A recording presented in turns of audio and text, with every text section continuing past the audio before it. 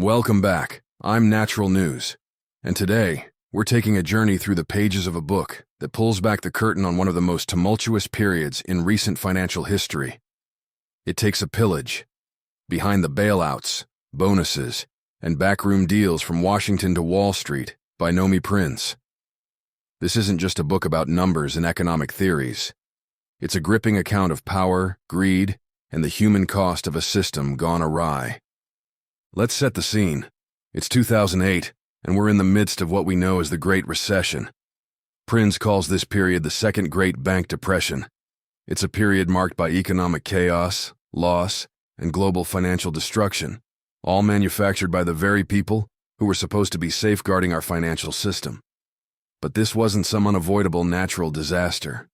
No, this was a man-made catastrophe, as avoidable as the Great Depression itself.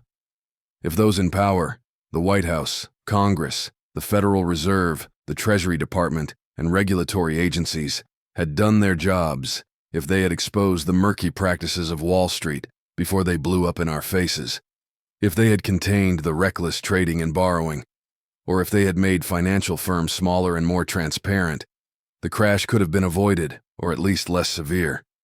Millions of jobs and trillions of dollars would have been saved. But that's not what happened.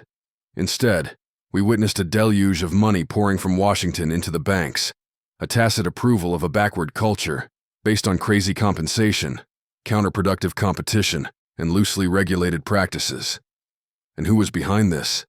A select group of Wall Street power players, moving back and forth with ease between our nation's capital and the gilded realm of finance.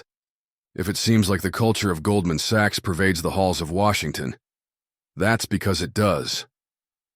The people of Goldman Sachs have permeated the halls of power, and that's why, despite all the talk about reforming the system, the same executives who orchestrated its failures were the ones hobnobbing with political leaders. Obama's bailouts of the big banks were a perfect example of the disconnect between Washington and the American public. Take Timothy Geithner's plan, for instance. He wanted the most reckless and opaque companies to buy up Wall Street's junkiest assets, using government money. The worst part? The government would front them most of the money to do it. It was a strategy that underscored the mentality of Washington's disconnect from the public and attachment to big finance. Prins takes us inside the culture of Wall Street, where making money is a game, less about colossal paychecks and more about winning, status, position, and power. No one is ever happy about their bonus, because admitting you're happy means senior management assumes they overpaid you. The rules that govern this competition have much more to do with internal politics than with anything related to the outside world. Prins outlines 6 primary roots of the crisis, each one related to the other, and dangerous in its own right.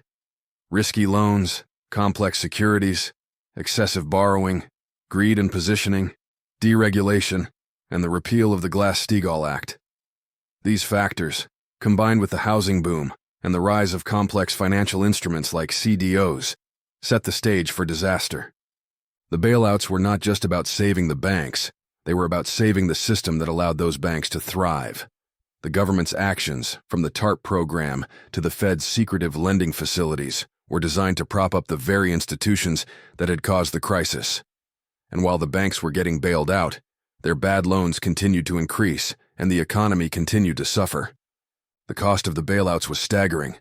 By the summer of 2009, the price tag for the federal government's bailout of the banks stood at approximately $13.3 trillion. To put that in perspective, it's more money than the combined costs of every major U.S. war. And yet, despite the trillions spent, the system remained fundamentally flawed. One of the most infuriating aspects of the bailouts was the lack of transparency. The Treasury Department refused to be held accountable for its rampant spending and had to be forced by Congress to reveal that the government had overpaid the banks by about $78 billion. This wasn't just a case of mismanagement. It was a case of misappropriation of public funds. Prins argues that, unless we restructure Wall Street, there will always be lower economic lows for the public and greater financial highs for those who pillage from society. The first step in this process is to admit that the system is broken and that we are powerless over our addiction to the status quo. Only then can we begin the hard work of taming and reconstructing the entire nature of big finance. As we wrap up today's episode, I urge you to reflect on the insights shared by Nomi Prins. The Second Great Bank Depression was not an accident. It was the result of a system that prioritized the interests of the few over the many.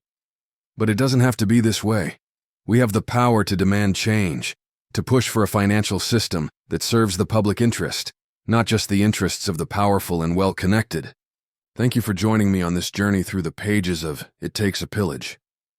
I hope this episode has left you with a deeper understanding of the forces that shape the financial crisis and the challenges we face in creating a more stable and equitable system.